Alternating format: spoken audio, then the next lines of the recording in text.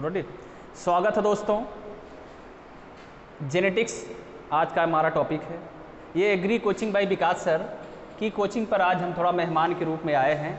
कुछ अपने जो कॉन्सेप्ट है एकदम एक्चुअल कॉन्सेप्ट की बात करेंगे जेनेटिक्स के बारे में, एकदम सिंपल साधारण शब्दों में। आप लोग कभी भी ये जो लिखा गया है इंग्लिश में जेनेटिक्स, एजी के बच्चे जो एग्रीकल्चर डिपार्टमेंट के बच्चे हैं, इनमें ज़्यादातर हेजिटेशन, जैसे ये जेनेटिक्स शब्द देखते हैं ना, जैसे लगता है कि मानो कोई बहुत बड़ी चीज़ आ गई हो, लेकिन ऐसा कुछ है नहीं।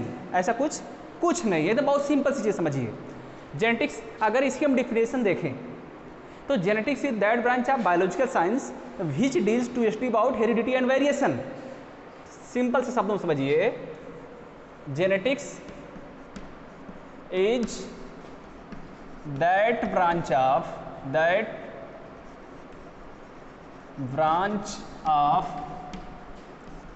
biological science to study about heredity and variation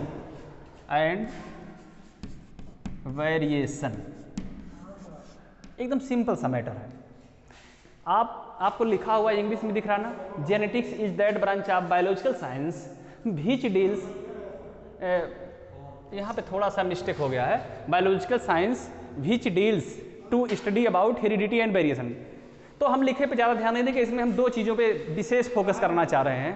पहला चीज़ क्या फोकस करना चाह रहे हैं कि जेनेटिक्स में एक टर्म आया है हेरिडिटी का और दूसरा टर्म आया है वेरिएशन का।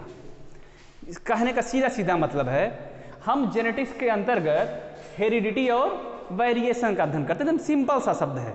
अब हेरिडिटी क्या है? हेरिडिटी मतलब अनुवांशिकता, ये है अनुवांशिकी है, और ये क्या है? अनुवांशिकता है। वेरिएशन मतलब विभिन्नता, वेरिएशन मतलब विभिन्नता। अब आपको हम हेरिडिटी बताने से पहले किस पे चर्चा करेंगे? वेरिएशन पे। किस पे? वेरिएशन। तो वेरिएशन क्या है? जैसे आप इस तरह नहीं, जैसे आप देखते हो कि चलो यहाँ पे कोई काऊ है, कोई बफेलो है, कोई गोट है, कोई सीप है, इनके बीच का हम डिफरेंट वेरिएशन नहीं बोलेंगे, एकदम नहीं। ये तो आपका जो बायोडाइवर्सिटी का मैटर आ जाता है। तो वेरिएशन का जो टर्म है, ये किसी स्पीशीज के जो डिफरेंट क्या है, प्रोजनियां हैं, संतानें हैं। कहने का मतलब जैसे एक ही माता पिता के जितनी संतानें हैं, उन्हीं संतानों के बीच में जो एक दूसरे से वो अलग दिख रहे हैं किसी भी कैरेक्टर को लेके, चाहे हाइट को लेके, चाहे कलर को लेके, चाहे शेप साइज को लेके, यानी किसी भी कैरेक्टर को लेके जो अलग दिख रहे हैं, वही क्या है? वेरिएशन है। और रही बात वेरिएशन का मूल कारण क्या है, हेरिडिटी पे हम आ रहे हैं, लेकिन पहले ये समझेंगे वेरिएशन कारण क्या है, क्योंकि ये इससे कोरिलेट करता है। वेरिएशन का मूल कारण है, देखा गया सिर्फ दो कारण बताए जाते हैं। एक तो होता है जेनेटिकल, होता है जेनेटिकल फैक्टर, और दूसरा क्या है? Environmental factor. इन्वायरमेंटल फैक्टर देखिए, तो फैक्टर FACTOR। चलो, genetical factor, environmental factor. Genetical देखो, पहले इन्वायरमेंटल में आते हैं, उस पर आ रहे, क्योंकि पहले इन्वायरमेंटल बताएंगे, उसके बाद जेनेटिकल बताएंगे, क्योंकि जेनेटिकल बताएंगे तो आपको हेरिडिटी अच्छी तरह समझ में आ जाएगी।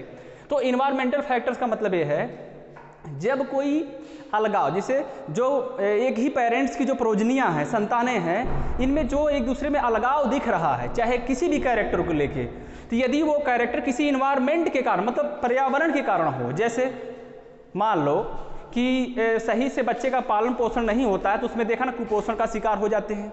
तो वो अदर जो और भी, अगर उसी में किसी का पालन पोषण बढ़िया हो जाता किसी बच्चे का, एक ही माता पिता की संतानों में, तो वो देखते हो हेल्दी होते हैं, देखने में कोई दुबला है, कोई पतला है, कोई किसी का ग्रोथ डेवलपमेंट नहीं हो पाया है, तो यानी वो उनका नेचुरेशन पोषण के आधार पर भी हो सकता है।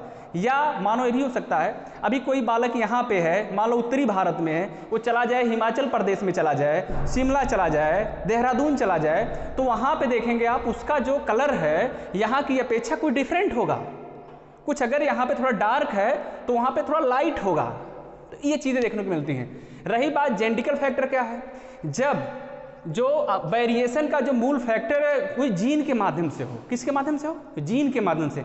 यदि जो वेरिएशन उत्पन्न हो रही है किसी जीन के कारण हो रही हो, जीन के कारण, जीन सुनो, जीन इज ए, सुनो, gene is a part, structural and functional part of DNA as called gene. कहने का मतलब जीन क्या है, डीएनए का एक पार्ट है, वो जो कैसा हो, उसकी संरचना होती हो, उसकी क्रियाशीलता होती हो, ठीक है, वो टुकड़ा क्या हो गया, डीएनए का टुकड़ा, वही जीन है।